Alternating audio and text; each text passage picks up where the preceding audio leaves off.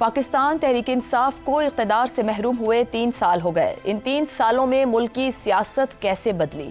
इमरान खान ने तहरीक अदम एतमाद की कामयाबी को सियासी तौर पर कैसे कैश किया? कौन कौन से नारे और बयानिए बनाए गए? PTI को सियासी हवाले से कितनी कामयाबी मिली और कितना नुकसान? PTI की 3 सालों की सियासत ने मुल्क की बड़ी सियासी जमातों नून लीग और पीपल्स पार्टी की सियासत को मजबूत किया या कमज़ोर? सवाल तो ये भी है कि क्या इमरान खान ने इन 3 सालों में बड़े सियासी सबक सीखे या नहीं? अगर इमरान खान पॉपुलिस्ट और रद्द-ए-अमल की सियासत करने के बजाय ठहराव के साथ सियासत करते तो क्या आज यही हालात होते?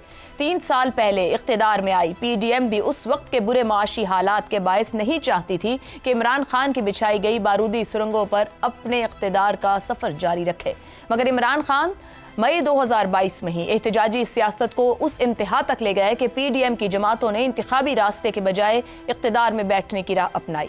अगले 3-4 माह इमरान खान जलसों में उस वक्त के अहम ओहदेदारों पर तनकीद करते तो शाम के TV शोज में बैठकर उन्हीं को एक्सटेंशन देने के मुतालबे भी करते।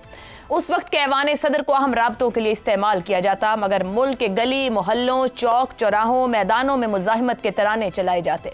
नवंबर 2022 में इमरान खान ने लॉन्ग मार्च के जरिए वो तमाशा बर्पा करने की कोशिश की जिसकी कोई नज़ीर नहीं।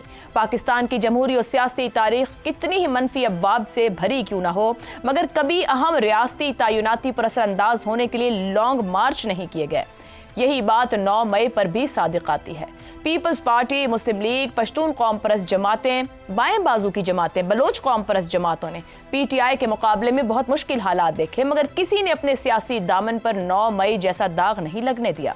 बड़े बड़े सियासी लीडर्स बगैर मुजाहिमत या हल्के फुल्के एहतजाज के साथ गिरफ्तारियां भी देते रहे, मगर आज तक किसी सियासी लीडर ने अपने घर को कारकुनों के जरिए महसूर करवा के पुलिस और सिक्योरिटी इदारों के एहलकारों पर पेट्रोल बम नहीं गिरवाए। हर बड़ी सियासी जमात पंजाब की सियासी अहमियत को समझते हुए सूबे में अपने आप को मजबूत रखना चाहती है, मगर इमरान खान ने इस सूबे में खुद अपनी हुकूमत खत्म करवा के अपनी मुश्किलात में मजीद इजाफा किया। आम इंतखाबात में तवक्को से बढ़कर कामयाबी हासिल करने के बावजूद इमरान खान एक सूबे में हुकूमत बनाने के अलावा इस कामयाबी को सियासी तौर पर कैश न करवा पाए। और अब 3 साल बाद सूरत हाल यह है कि उनकी जमात ऐन तकसीम के दहाने पर पहुंच चुकी है। बड़ी सियासी जमातें तकसीम होती रही हैं, 1, 2 या 3 ग्रुप्स बनते रहते हैं, मगर सियासत की अच्छी समझ बूझ रखने वाला शख्स भी क्या ये बता सकता है कि इस वक्त PTI सही मायनों में कितने धड़ों में बटी हुई है? इस सारी सूरत हाल में सवाल यही है कि इमरान खान ने इन 3 सालों में क्या कोई बड़ा सियासी सबक सीखा भी या नहीं? सहाफियों, वकला, पार्टी रहनुमाओं, बहनों से उनकी होने वाली गुफ्तगू और एक्स पैगामात की ज़बान क्या बताती है? क्या इमरान खान एक ऐसे लीडर बन चुके हैं जिन्हें इख्तिदार की महरूमी और 20 माह की जेल ने बड़े सबक सिखा दिए, या फिर इमरान खान का सियासी फहम अभी नापुख्ता ही है? इसी मामले पर गुफ्तगू रहेगी। पैनल में हमारे साथ हैं शहजाद चौधरी, ज़ैगम खान, रज़ा रूमी और हमाद गज़नवी साहिब। प्रोग्राम का सवाल आप सभी के लिए। 10 अप्रैल 2022 से 10 अप्रैल 2025 पुलों के नीचे से बहुत सा पानी बह गया। लॉन्ग मार्चेस, मज़ाहिमती ज़बान, 9 मई, कैद, पैगामात, खुफिया राबतों की कोशिश। इमरान खान ने क्या खोया, क्या पाया? ज़ैगम साहिब, रोशनी डालिए, 3 साल इमरान खान को कहाँ ले आए? साथ ही आखिर में अगर आप थोड़ा बहुत हमारी सियासत, आइन, अदलिया, मीडिया, हम सब के लिए 3 साल कैसे गुजरे? आयशा, वो मियाँ नवाज शरीफ साहब से कौल मंसूब है, पता नहीं दुरुस्त या गलत, कि सियासत में खोया ही खोया है, पाया नहीं है। लेकिन हकीकत ये है कि सियासत में खोया भी होता है, पाया भी होता है, और हालात और वाक़यात के मुताबिक खोया भी मिलता है, पाया भी मिलता है। तो इस 3 साल में इमरान खान ने, PTI ने बहुत कुछ खोया भी है और बहुत कुछ पाया भी है, दुरुस्त, और उसका बैलेंस हम देखने की कोशिश करते हैं। सबसे पहली बात कि तब्दीली क्या आई, उनकी जो इस वक्त तब्दीली है, जो बुनियादी तब्दीली है, आज से 3 साल पहले वो हाइब्रिड सिस्टम के नुमाइंदा सियासतदान थे, और इस्टेब्लिशमेंट का वो बयानिया जो अयूब खान के दौर में तश्कील पाया था और जिसके खिलाफ सियासतदान खड़े होते थे, उस बयानिए को उन्होंने अवामी मकबूलियत दी। यानी तमाम सियासतदान करप्ट है, नाअहल है, हुकूमत करने के काबिल नहीं है। ये पहली बार उस मकबूलियत की बुलंदी पर पहुंचा जिस पर कभी नहीं पहुंचा था, और वहाँ से वो आज एक मज़ाहिमती सियासतदान के तौर पर अपना एक इमेज बना चुके हैं। अब पाया उन्होंने क्या है? अवामी मकबूलियत पाई है। اس کو تو کوئی ڈینائی نہیں کر سکتا. اپنی حکومت کے آخری سال میں وہ اپنی تمام مقبولیت کا ایک بہت بڑا حصہ وہ کھو چکے تھے. بائی الیکشنز وہ ہار رہے تھے. ان کے اپنے نمائندے MLAs MPs ٹکٹیں ڈھونڈ رہے تھے دوسری جماعتوں کے پاس. پارٹی بکھر رہی تھی. لیکن اس کے بعد جو پی ڈی ایم کی حکومت آئی اور انہوں نے جو کارنامے کیے اور اس کے ساتھ عمران خان نے جو بیانیہ بنایا, اس کی وجہ سے وہ اپنی مقبولیت حاصل کرنے میں, ریگین کرنے میں, بلکہ بڑھانے میں کامیاب ہوئے کہ امریکی سازش, رجیم چینج, آزادی, خود مختاری, امپورٹڈ حکومت, وہ تمام چیزیں جو ایک بہت ہی کامیاب پاپولسٹ سیاستدان, ایک ڈیماگوگ جس طرح کی کمیونیکیشن کر سکتا ہے, جو بیانیہ بنا سکتا ہے, وہ انہوں نے بنایا. اور کوئی شک نہیں کہ دنیا میں جو سیاستدان بیانیہ بازی میں ٹاپ پر ہیں, شاید عمران خان پہلے, دوسرے, تیسرے نمبر پر ہی ان کو رکھا جائے گا. پھر اس کے ساتھ ایک اینٹی اسٹیبلشمنٹ سیاستدان ہونے کا تاثر, جو کوئی سوچ بھی نہیں سکتا تھا کہ وہ ایک اینٹی اسٹیبلشمنٹ سیاستدان کے طور پر سامنے آئیں گے اور ایک ٹکراؤ کا جو تاثر ہے وہ دیں گے, بلکہ ٹکراؤ میں جائیں گے بھی. یہ تو انہوں نے پایا ہے. اب کھویا کیا ہے؟ اقتدار کھویا انہوں نے, وزارت عظمیٰ کھوئی, خیبر پختونخوا کے علاوہ تمام صوبے کھوئے, اور میرے خیال میں جو سب سے بڑا کچھ کھویا ہے, آج کے دن تک حکومت میں واپس آنے کا امکان کھویا ہے. اور اس کی ایک بہت بڑی وجہ یہ ہے کہ انہوں نے جس طرح اداروں سے تعلقات خراب کیے ہیں.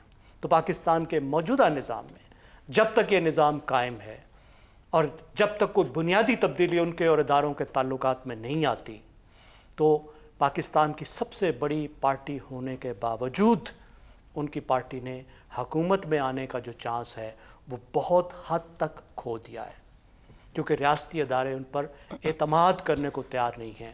اس میں 9 مئی کا ایک بہت بڑا عمل دخل ہے.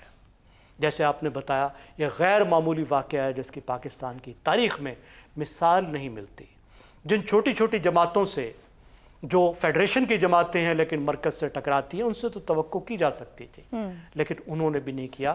اور پاکستان کی ایک پارٹی جو حکومت سے نکلی تھی اور پارٹی ان ویٹنگ تھی, اور Imran Khan prime minister waiting تھے, ان کا کرنا بہت غیر معمولی تھا. بین الاقوامی تعلقات میں انہوں نے اپنے آپ کو بہت بڑی لائبلٹی بنایا, سعودی عرب کے حوالے سے بھی, امریکہ کے حوالے سے بھی, اور چین کے حوالے سے بھی. یہ بھی ان کے حکومت میں آنے کا ایک مشکل بن گیا. آزادی ان کی متاثر ہوئی, مقدمات, گرفتاریاں, سیاسی دباؤ, اور آخری بات یہ ہے کہ پارٹی کا استحکام بھی اب مشکل میں ہے. ایک انتشار کی کیفیت نظر آتی ہے. الیکشن سے پہلے جو معاملات انہوں نے پارٹی کو سنبھال لیا, لیکن یہ انتشار کی کیفیت کدھر لے کر جائے گی, کدھر کو ان کا مستقبل ان کو لے کر جائے گا, پارٹی کا مستقبل لے کر جائے گا, اس پر آج کے دن میں بہت سے سوالات اور شکوک و شبہات موجود ہیں. سوالات اور شکوک و شبہات ہیں. مگر رومی صاحب, زیغم صاحب پارٹی کے استحکام کی بھی بات کر رہے ہیں. 2022 سے 2025 10 اپریل اب پارٹی جس طرح کی آوازیں آ رہی ہیں, ایک دوسرے کے اوپر الزام تراشی کر رہے ہیں, ایک دوسرے کی اتھارٹی کو پارٹی کے لیڈرز چیلنج کر رہے ہیں. یہ عمران خان کی 3 سالوں کی سیاست, قید کے دوران لیے گئے فیصلے اور بیانات, عمران خان تو اپنی آزادی سے بھی اس وقت محروم ہے, پارٹی کس راہ پر آ گئی ہے؟ شکریہ عائشہ. میرے خیال سے زیغم صاحب نے بہت ہی مفصل طریقے سے بیان کیا ہے پچھلے 3 سال میں جو کچھ ہوا ہے پاکستان تحریک انصاف اور ان کے چیئرمین, بانی چیئرمین کے ساتھ.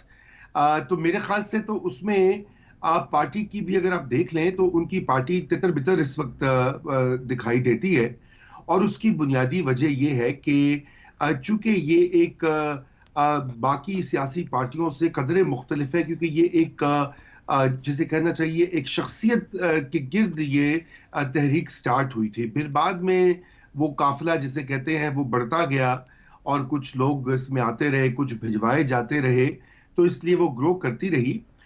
لیکن یہی بات جو ہے کہ جب بھی پارٹیز جو ہے عائشہ وہ منظم نہیں ہوتی اور وہ ایک طریقے سے ایک جمہوری انداز میں اپنے آپ کو آرگنائز نہیں کرتی. دیکھیے پاکستان تحریک انصاف ان کے بانی چیئرمین کا شروع سے یہ دعویٰ رہا ہے کہ باقی پارٹیاں جو ہیں وہ موروثی ہیں, ان کے اندر جمہوریت نہیں ہے, وہ خاندانوں کی جماعتیں ہیں, اور اس لیے کہ ہم اس میں انہوں نے پھر ایک الیکشن بھی کروایا, پھر وہ الیکشن کروایا, اس کے نتائج ماننے سے انکار کر دیا, اسی الیکشن کو کینسل بھی کر دیا.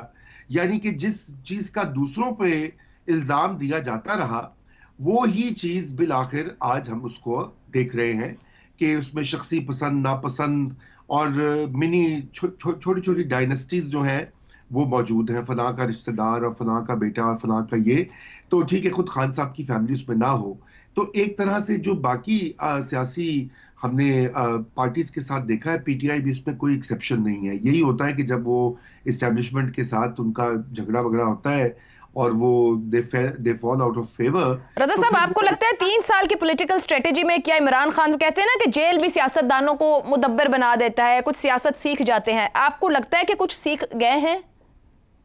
دیکھیے روایتی سیاستدان نہیں ہے نا, اس لیے وہ سیکھنے کی, یہی تو ہم سارا وقت یہاں پہ کہتے رہتے ہیں آپ کے پلیٹ فارم پہ بھی کہ بھائی سیاست کریں, سیاسی انداز اپنائیں, جمہوری انداز اپنائیں, ایک کنسنسس بلڈ کریں. ابھی تک تو لگتا ہے کہ وہ اپنی پرانی ڈگر پر ہی ہیں, کم از کم جو اطلاعات آتی ہیں. اب ان سے کوئی ڈائریکٹ تو ہم نے کافی عرصہ 1.5 سال ہونے کو ہے, مگر جیل میں رہ کر جتنا خان صاحب نے خود کو ایکسپریس کیا ہے, چاہے وہ پھر ان کا ایکس اکاؤنٹ ہو یا لکھے گئے آرٹیکلز ہوں یا میڈیا میں آنے والے بیانات ہوں, ان کے خاندان کے ذریعے آئے, وکلا کے ذریعے آئے, صاحب اتنا کسی بھی لیڈر کا ایکسپریشن سامنے نہیں آیا ہے. جی, تو اس لحاظ سے تو میں سمجھتا ہوں کہ ان کی اور ان کی پارٹی کی یہ کامیابی ہے کہ نہ صرف انہوں نے اپنا جو موقف ہے اس کو پذیرائی حاصل کروائی ہے عوام میں, اور آپ کو پتہ ہے کہ یہ ایک پاکستان کی حقیقت ہے کہ جب بھی آپ مقتدرہ کے خلاف اٹھ کھڑے ہوتے ہیں یا مختلف پوزیشن لیتے ہیں تو آپ کی مقبولیت کو بوسٹ مل جاتا ہے. نمبر 1. نمبر 2 یہ کہ جو ان کے پاس سوشل میڈیا اور ڈیجیٹل ایج کا جو پورا ایک انفراسٹرکچر جو موجود ہے ان کی پارٹی کے ساتھ بھی اور ان کے فالوورز کے پاس بھی, وہ کسی اور پارٹی کے پاس پاکستان میں نہیں ہے, including the most powerful party جو کہ مستقل اقتدار میں ہوتی ہے, ان کے پاس بھی وہ انفراسٹرکچر نہیں. وہاں بھی پی ٹی آئی اور عمران خان کامیاب ہیں.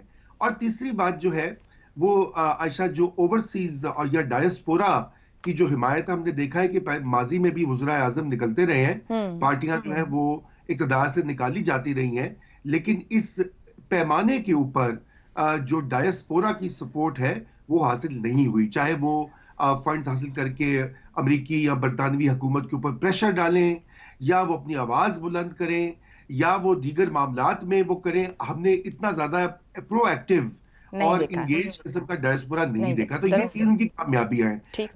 ناکامی کا ذکر تو ہو ہی گیا ہے ساری, وہ کہ انہوں نے جس طرح سے اپنے آپ کو پاور پالیٹکس کو نہیں سمجھے, اور یہ کہ جو پاکستان میں جو سیاست ہی نہیں سمجھ پائے, آپ یہ کہہ. جی ٹھیک ہو گیا.